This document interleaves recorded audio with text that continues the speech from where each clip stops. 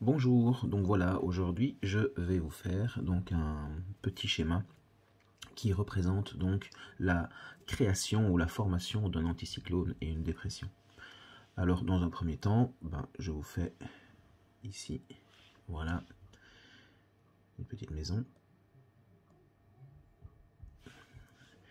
Et eh bien, lorsque l'air est plus lourd, lorsque l'air s'est refroidi, il devient plus lourd, il devient plus dense et il va descendre. On dit que l'air qui se refroidit se contracte et devient plus lourd.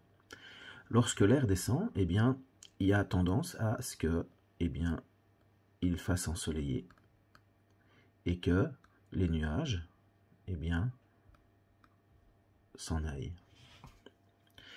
On a ici donc, comme l'air descend, on a une augmentation de la pression atmosphérique.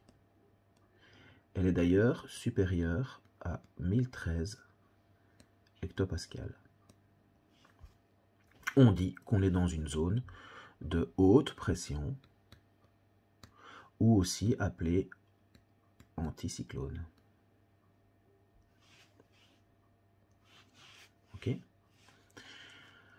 Ça, c'est quand les pressions atmosphériques sont supérieures à 1013 hectopascales. On est donc dans un temps qui est ensoleillé, où les nuages sont écartés, sont repoussés.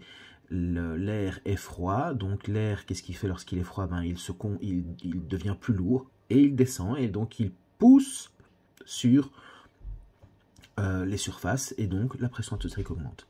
Alors, pour séparer l'autre partie, eh bien, on a cette zone qu'on va appeler ici la pression atmosphérique normale et qui est égale à 1013 hectopascales.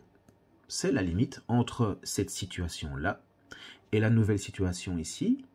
Donc je vais reproduire la même petite maison. Où en fait ici, vous allez avoir donc l'air qui devient plus léger et qui monte. Okay.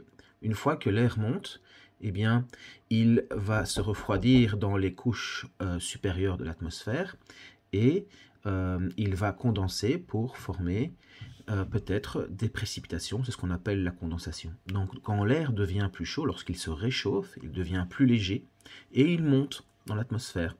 Et lorsqu'il monte dans l'atmosphère, il rencontre des couches plus froides. Ici, le phénomène de condensation se fait, et si le phénomène continue, eh bien, il y a des précipitations qui se forment. On est ici, évidemment, dans une zone où la pression atmosphérique diminue, puisque l'air monte, donc il pousse moins. On est donc, évidemment, dans une zone qui est inférieure à 1013 hectopascales. On appelle ça donc, cette zone, eh bien, une zone de dépression, ou appelée aussi cyclone. Ok? Donc, si on repasse un petit peu ici, c'est ça qui est important, c'est de voir que ici on va avoir de l'air qui descend parce qu'il devient plus froid, tandis qu'ici on va avoir de l'air qui remonte parce qu'il devient plus chaud, et de l'air chaud est plus léger. Ça va? Ce qui entraîne en fait, et c'est ça qui est fou, c'est que ça génère ce qu'on appelle une cellule atmosphérique, puisque vous allez avoir ici l'air qui se refroidit dans la haute atmosphère et qui, au fur et à mesure qu'il se refroidit, redescend. Et puis lorsqu'il descend et qu'il frôle la Terre, il se réchauffe et puis remonte. On appelle ça ici une cellule